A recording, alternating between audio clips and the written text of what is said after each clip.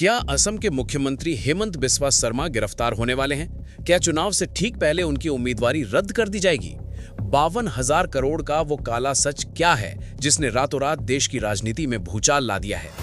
कल्पना कीजिए, एक राज्य का मुख्यमंत्री जो देशभक्ति की कस्में खाता है, क्या उसकी ही पत्नी के पास एंटीगुआ, मिस्र और दुबई जैसे देशों के पासपोर्ट हो सकते हैं?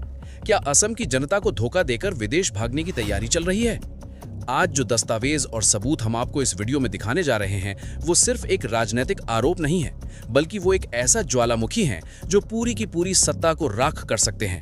अगर आप सोच रहे हैं कि चुनाव में सिर्फ भाषण होते हैं, तो इस वीडियो को अंत तक जरूर देखिएगा, क्योंकि आज देश के एक कद्दावर मुख्यमंत्री का वो पर्दाफाश होने जा रहा है जिसे देखकर आप भी हिल जाएंगे। असम की सियासत इस वक्त अपने सबसे गर्म और निर्णायक मोड़ पर खड़ी है। चुनावी सरगर्मियों के बीच एक ऐसी आंधी चली है जिसने पूरे राजनीतिक समीकरण को जड़ से हिला कर रख दिया है। निशाने पर और कोई नहीं बल्कि खुद असम के मुख्यमंत्री हेमंत बिस्वा शर्मा हैं। मामला अब सिर्फ राजनीतिक छीटाकशी का नहीं बचा है, बल्कि ये देश के कानून, संविधान और राष्ट्रीय सुरक्षा तक पहुंच गया है। नई दिल्ली में कांग्रेस के कद्दावर नेता पवन खेड़ा ने एक ऐसी प्रेस कॉन्फ्रेंस की है जिसने पूरे देश का ध्यान अपनी तरफ खींच लिया है।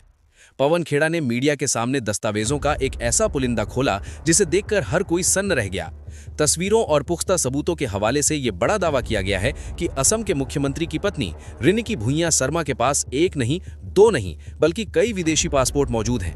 भारत का कानून साफ कहता है कि यहाँ दोहरी नागरिकता यानी डुअल सिटीजनशिप की कोई अनुमति नहीं है। अगर ये दस्तावेज सही हैं, तो ये सीधे तौर पर भारतीय संविधान और नागरिकता कानून का खुला उल्लंघन है। अब जरा इस पूरे खेल की गहराई में चलते हैं। मुद्दा सिर्फ विदेशी पासपोर्ट का नहीं है। पवन खेड़ा ने अपने आरोपों का विस्तार करते हुए जो आंकड़े बताए हैं, वो किसी भी आम इंसान के होश उड़ाने के लिए काफी हैं।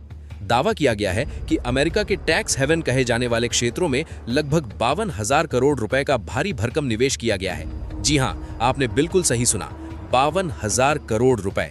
इसके अलावा दुबई में आलीशान प्रॉपर्टीज और अमेरिका के वयोमिंग में कंपनियों से सीधे संबंध होने के पुख्ता दस्तावेज पेश किए गए हैं। सवाल ये उठता है कि क्या चुनाव आयोग को दिए गए हलफनामे में इन हजारों करोड़ की संपत्तियों और विदेशी कनेक्शन का कोई जिक्र है? कांग्रेस का साफ कहना है कि ये सभी जानकारियां चुनाव आयोग से छिपाई गई हैं। एक सार्वजनिक पद पर बैठे मुख्यमंत्री और उनके परिवार की ये जानकारी छिपाना सीधे तौर पर चुनावी नियमों की धज्जियां उड़ाना है।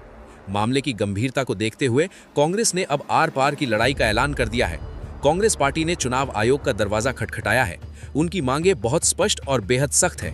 पहला, हेमंत बिस्वा शर्मा की उम्मीदवारी तुरंत रद्द की जाए। दूसरा, उनकी और उनके परिवार की गिरफ्तारी हो। पवन खेड़ा ने सीधे तौर पर देश के प्रधानमंत्री नरेंद्र मोदी और गृह मंत्री अमित शाह को चुनौती दी है।